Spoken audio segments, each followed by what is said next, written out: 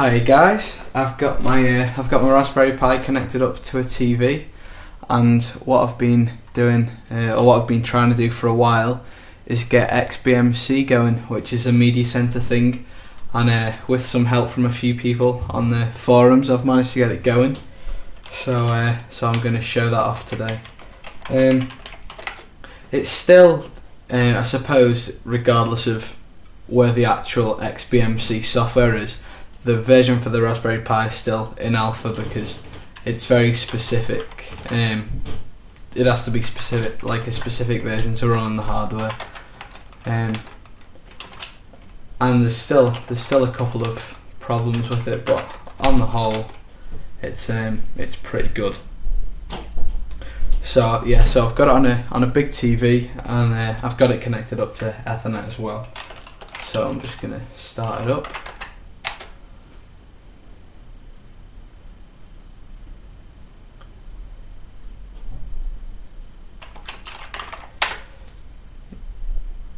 Right, yeah, I just have to give my network connection an address from the router.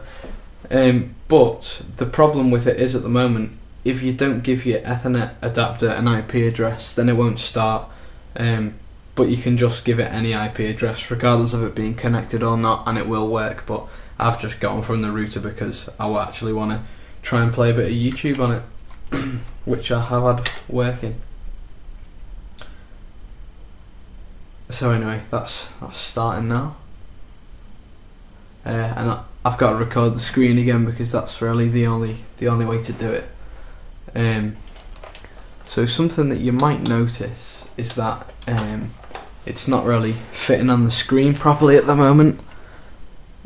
So what you can do is you can go across to System, and I'll just show you that I am running on a Raspberry Pi. So how can I show you that? Yeah, there we go. We've got GPU, video core IV, and vendor's Broadcom. So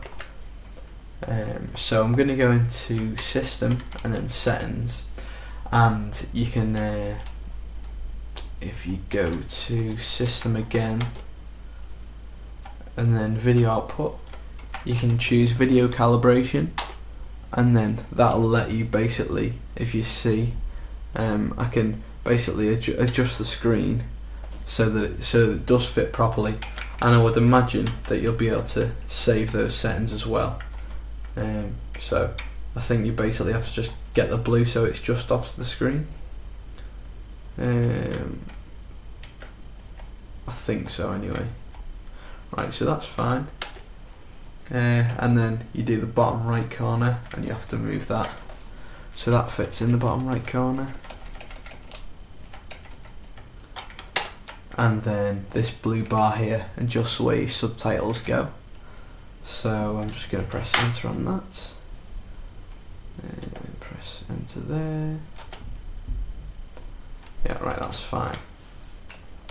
Okay, so I do have an internet connection as well.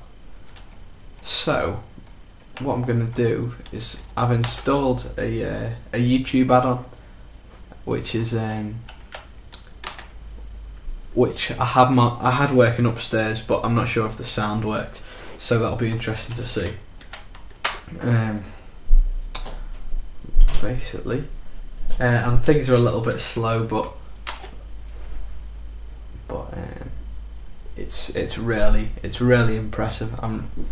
I wasn't expecting it to be as good as it is, to be honest, and it is really only an alpha, so there's still a lot more room for improvement, especially once more people get working on it. But yeah, it is a bit of a beast to compile. There's a lot of things that you have to work out to get that going, so I will share my my binary for that at some point, so you don't have to compile it. You can just download the folder that I've made. Okay, so I've just searched for Raspberry Pi tutorials, and you can see all my videos there. So let's see. let's try and play one, see what happens.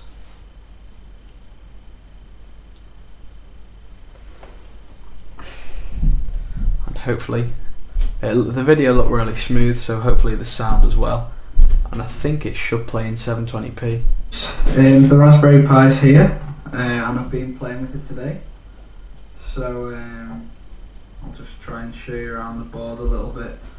I mean, I know you've already seen it, but you might get an idea of the size. It's about the same size as my phone anyway. And then on the underside, and I'm not sure. I think it's playing in 720p there. So I'm not 100% sure, but the quality's good and it's not lagging at all. So yeah, you can play. Okay, you can play YouTube, which is awesome. The HDMI. So I'll just cancel out like that. USB keyboard and mouse, which is connected to this monitor here. I've got a laptop there. See, this is why it's still alpha. It's still a bit messy. And now that's probably going to stay like that, which isn't really a problem. So yeah, you can do YouTube.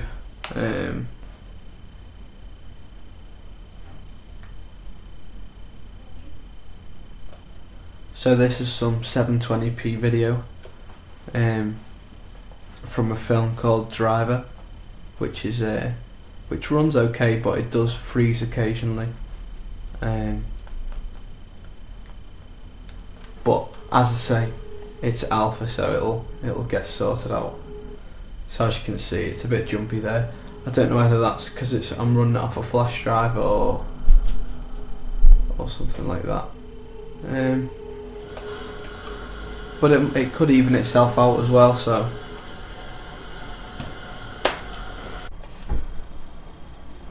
I've brought my Raspberry Pi back upstairs, so it's now on a monitor with a HDMI to DVI cable, and I've also got the analog audio plugged into my speakers, and hopefully we'll be able to get some analog audio out of it. So audio output, I've changed that to analog, and I'm going to try and play some Xvid stuff, just standard resolution.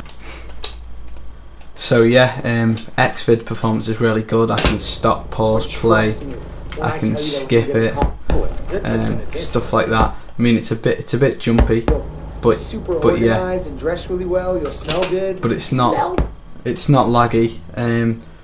The sound, the analog audio works just as well as HDMI, and I suppose you'd be able to use other sound cards as well when you're doing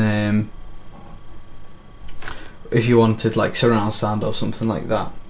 But yeah, it's really good, and I'm really looking forward to seeing the improvements that'll hopefully be made in the near future once more people have got their hands on the device. But yeah, thanks for watching, guys. I'm not sure if I'm going to be able to keep up the tutorials over the next few weeks. I'm not going to be doing a tutorial tomorrow because I've spent so much time trying to get this going for everyone who wants to see it.